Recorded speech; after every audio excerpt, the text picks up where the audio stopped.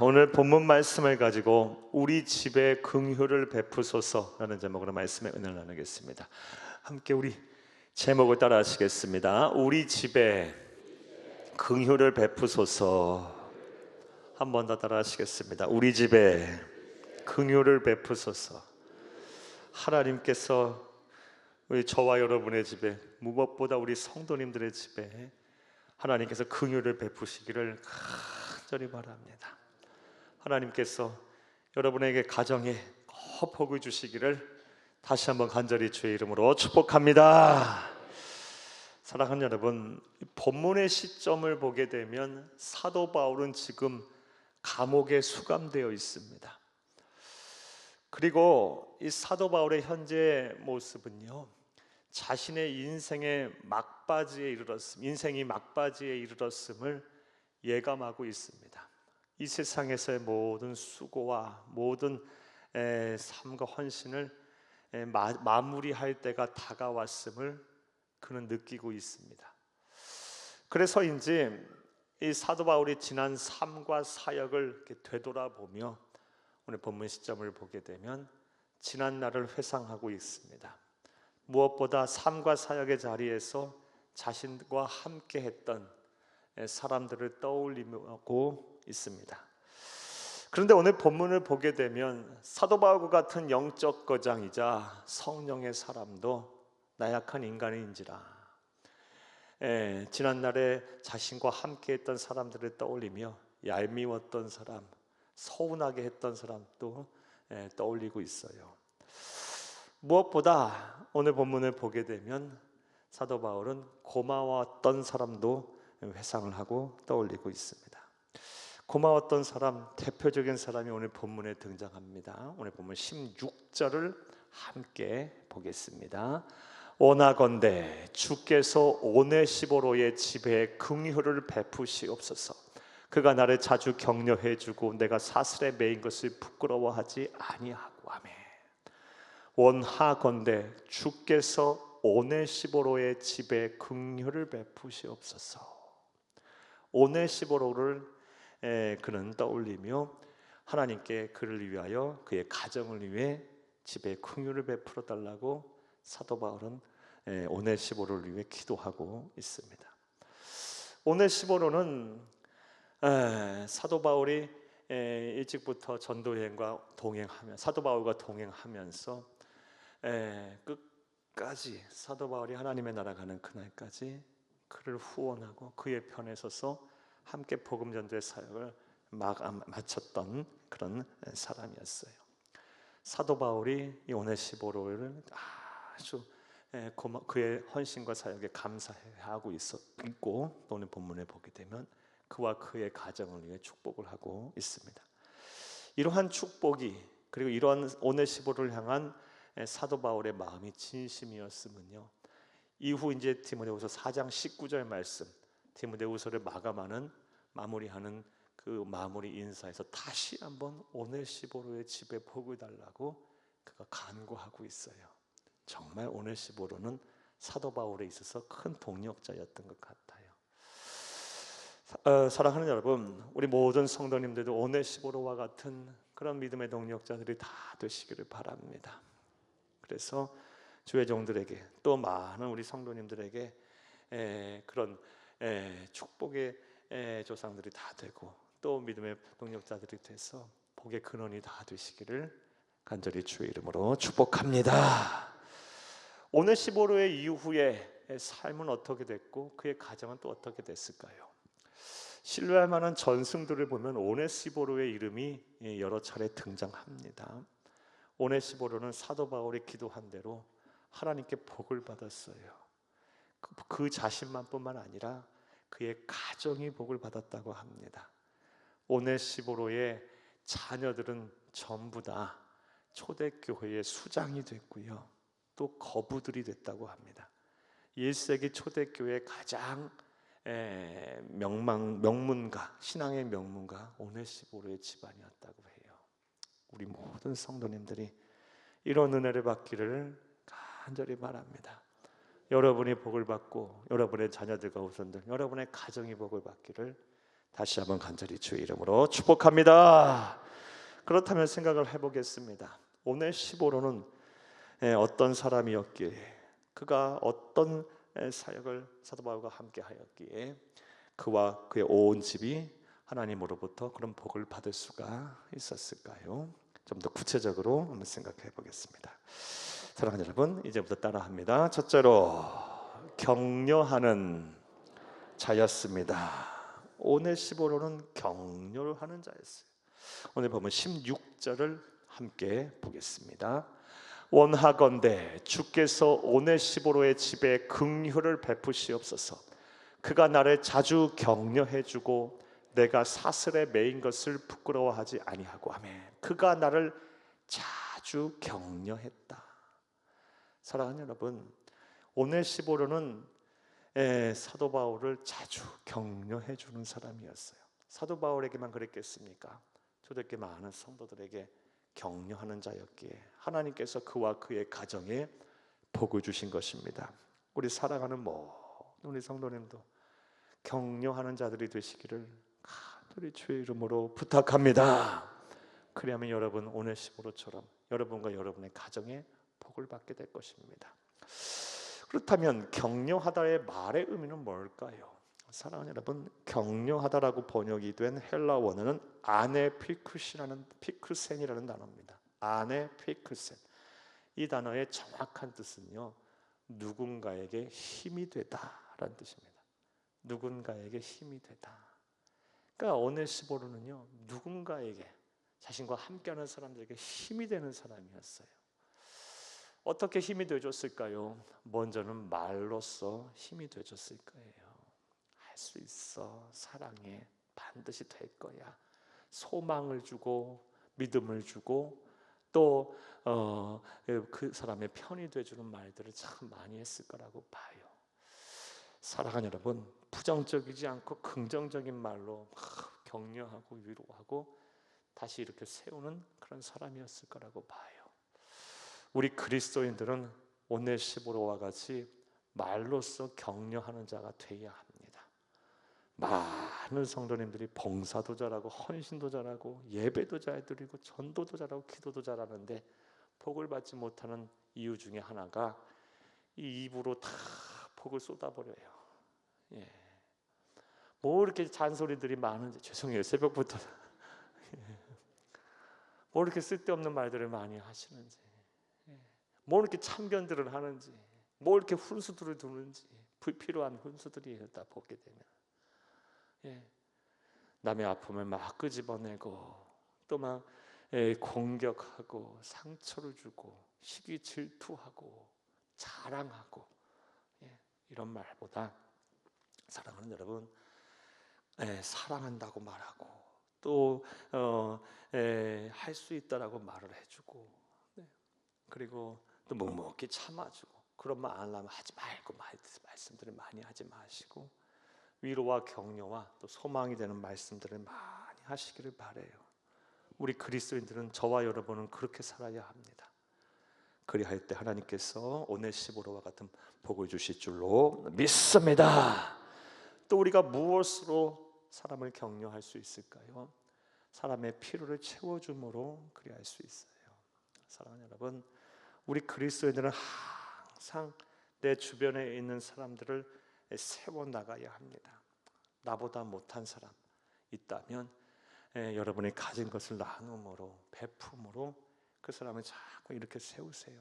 그게 무엇이 됐든 간에요, 물질이 됐든 아니면 뭐 재능이 됐든 뭐 조언이 됐든 무엇이 됐든 간에 자꾸 옆에 있는 사람들을 필요를 채워줌으로 그 사람으로 하여금 다시 하나님의 자녀로 우뚝 설 수 있도록 또 세상을 사는데 다시 힘을 얻고 살 수 있도록 여러분이 가진 것을 나눔으로 격려하는 자가 다 되시기를 간절히 주의 이름으로 축복합니다.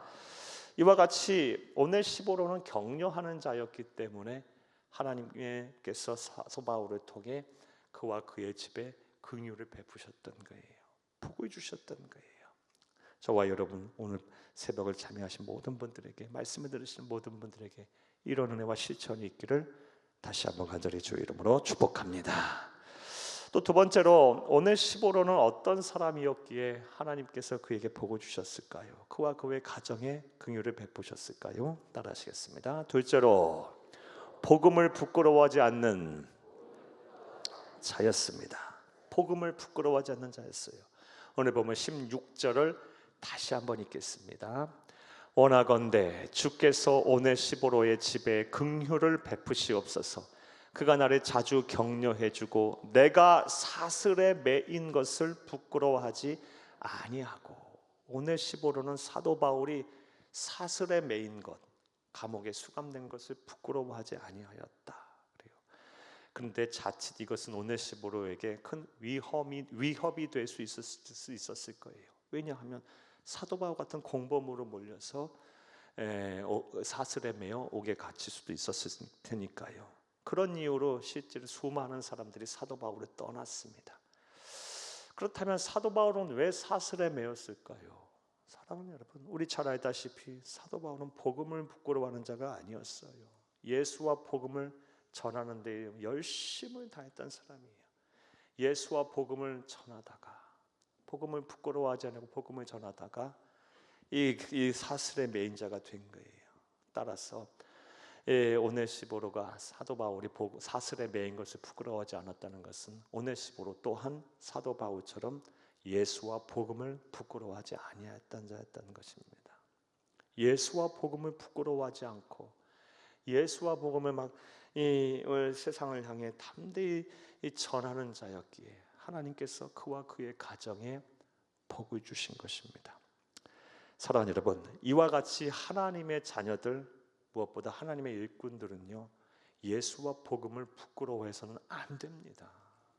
여러분에게 한번 여쭤보겠어요. 여러분 예수와 복음에 대해서 부끄러워하지 않고 계십니까? 자랑스러워하고 계십니까? 직장과 사업장에서 내가 그리스도인임에 대해서 여러분 자부심을 갖고 계십니까? 사랑하는 여러분, 저와 여러분은 예수와 복음을 부끄러워하면 안 돼요. 마가복음 8장 38절 누가복음에도 나오고요. 하나님께서 참 이와 관련해 무서운 말씀을 하셨어요.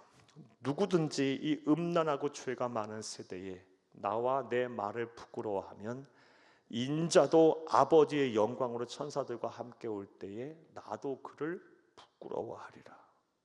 사랑하는 여러분, 얼마나 무서운 말씀입니까? 이걸 누가복음에서도 말씀하고 계세요. 사랑하는 여러분, 예수와 복음은 진리입니다. 우리를 구원으로 이끄는 진리고요, 우리에게 참된 행복을 주는 유일한 길이에요. 예수와 복음에 대한 자부심을 가지세요. 확신을 가지세요. 세상이 뭐라 하든 어떻게 돌아가든 간에 나와 내 집은 예수를 섬기고 복음을 전하리라. 이런 믿음과 확신을 가지고 사세요. 사랑하는 여러분, 그리하면 하나님께서 여러분을 인정하실 거예요. 그리고 하나님께서 여러분의 삶을 통해 기뻐하시고 여러분과 여러분의 가정에 큰 은혜와 복을 주실 줄로 믿습니다. 복음을 부끄러워하지 않는 자였기 때문에 하나님께서는 오네시보의 가정에 복을 주신 것입니다. 또 세 번째로 오네시보로는 어떤 사람이었기에 하나님께서 사도 바울을 통해 그와 그의 가정에 복을 주셨을까요?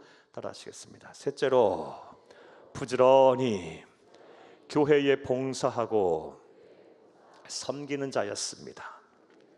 오늘 보면 17절을 함께 보겠습니다. 로마에 있을 때에 나를 부지런히 찾아와 만났습니다. 아멘. 로마의 사도 바울이 무엇하러 있었습니까? 물론 복음 전하러 갔지만요, 그가 평범한 방법으로, 일반적인 방법으로 복음을 전하러 로마에 갈 수는 없었어요. 로마에 죄수된 몸으로 황제에게 재판받으려고 죄수된 입장에서 로마에 갔던 거예요. 근데 로마에 사도 바울이 수감된 감옥이 뭐 어디 특별하게 정해져 있는 것이 아니었었다고 해요. 수많은 감옥들이 있었는데 그 중에 하나에 사도 바울이 갇혀 있었다고 해요. 그러니까 사도 바울을 찾으러 오네시보로는 이것저것 발이 닳도록 다녔을 것이고 또 찾은 이후에도 뒷바라지를 다 한 거예요. 선교사 또 죄종들 또 성도 한 분 한 분이 다 교회예요. 교회. 따라서 이 사도 바울을 그렇게 오랜 동안 부지런히 찾아와 섬겼다는 것은 오늘날로 해석하면 교회를 그들이 섬기고 교회의 필요를 공급하며 채워가며 봉사와 섬김의 자리를 다 했다라는 거예요. 오네시모로는 그런 사람이었어요. 그런데 그의 헌신과 봉사와 섬김이 일회성, 단발성, 필요를 위해서 무엇인가를 원하고 바라는 것을 말하는 것을 얻기 위해서 봉사와 섬김이 아니었으면 이후의 말씀을 보면 또 알 수 있어요. 보면 18절을 함께 보겠습니다. 원하건대 그로 하여금 그날의 주의 긍휼을 잊게 하여 주옵소서. 또 그가 에베소에서 많이 봉사한 것을 내가 잘 아느니라. 로마에서뿐만 아니라 에베소에 있을 때, 에베소 교회에 있을 때도 그런 주의 몸된 교회를 잘 섬기고 부지런히 봉사했던 사람이었던 거예요. 그의 봉사는 일회성에 그친 것이 아니고 한시적인 것도 아니고 또 무엇인가를 얻어내기 위해서 했던 것이 아니라 그는 어려서부터 또 신앙생활 시작하기 시작한부터 변함없이 주의 몸된 교회를 섬기고 부지런히 주의 종들을 돕고 섬기며 또 하나님의 나라의 하나님의 뜻을 같이 이루어갔던 거예요. 우리의 봉사와 섬김 또한 그래야 합니다. 한결같이 사랑하는 여러분, 여러분은 주의 몸된 교회를 섬기고 또 봉사와 헌신을 다 하세요. 그리하면 하나님께서 복을 주십니다. 왜냐하면 하나님은요 신실하신 분이기 때문에 그래요. 하나님의 대표적인 이 속성은 신실성이에요. 신실성이 뭡니까? 믿음직스럽다 더하기 변함없다예요. 하나님은 변하지 않고 항상 그 자리에 계시는 분이에요. 그러하기에 이랬다 저랬다 내 마음대로 내키는 대로 봉사와 섬김의 자리에 있는 분들 대체적으로 하나님께서 복을 안 주십니다. 제가 목사로 살면서 한 20여 년 가까이 목회를 하면서 또 어려서부터 우리 성도님들을 보면서 교회를 보면서 느껴온 바는요, 정말 하나님은 그런 분이에요. 묵묵히 맡은 자리에서 주의 몸된 교회의 빈자리를 채워가며 누가 알아주든 알아주지 않든 간에 이 일을 감당한 사람들은요 다 하나님께서 복을 주셔서 교회 안에서도 인정을 받게 하시고 교회 밖에서도 인정을 받게 하시더라고요. 복을 주시더라고요. 그런데 나 인정 안 한다고 그냥 삐져갖고 섭섭해하며 막 들이받고 들락날락하고 물론 하나님께서 그런 정도도 하나님께서 지키시고 함께 하겠지만 대체로 하나님께서 교회 안 밖으로 복을 주시지 않더라고요. 사랑하는 여러분, 부지런히 교회에 봉사하고 섬김을 다 하세요. 여러분 특별히 주의 몸된 교회의 빈자리들을 잘 채워가세요. 저와 여러분이 그리할 때 하나님께서 복을 주시되 오네시모로처럼 여러분과 여러분의 가정, 여러분의 자녀들과 후손들에게 반드시 복을 주실 것입니다. 이러한 은혜와 이러한 실천이 저와 여러분 가운데 가득하기를 간절히 주의 이름으로 축복합니다. 여러분 이제 말씀 맺겠습니다. 5월은 우리가 흔히 말해서 가정의 달이라 그러죠. 어린이날도 있고 어버이날도 있고 또 스승의 날도 있고 또 여러 가지 우리 가정들과 함께할 가정을 생각할 날들이 많습니다. 이 5월에 여러분의 가정이 특별히 복을 받기를 바랍니다. 복을 받는 시작이 되기를 바랍니다. 그러기 위해서 여러분 한 분 한 분이 복의 근원이신 하나님으로부터 오네시모로처럼 인정을 받기를 바랍니다. 결심을 하세요. 오늘부터 나는 누군가에게 격려하는 자가 되리라. 나의 말로써 나의 행함으로써 나는 격려하는 자가 되리라. 사람을 살리는 자가 되리라. 구원을 이끄는 자가 되리라. 나는 예수와 복음에 대한 확신을 가지고 예수와 복음을 부끄러워하지 아니하리라. 나는 봉사와 섬김의 자리에 서리라. 그 봉사와 섬김이 일회성, 한시적이고 내 마음대로 하는 것이 아니라 묵묵히 우리 주 예수 그리스도처럼 자고 우면하지 아니하고 나는 봉사와 섬김의 자리에 서리라. 결심을 하세요. 오늘 이 시간 이후에 결심을 하시고 여러분 삶을 그렇게 사시면 하나님은 어제나 오늘이나 영원토록 동일하신 분이시기에 오네시모로에게 복을 주셨던 그 하나님께서 여러분과 여러분의 가정에도 복을 주실 줄로 믿습니다. 이런 은혜가 올 한 달 동안 여러분에게 분명히 나타나기를 다시 한번 간절히 주의 이름으로 축복합니다.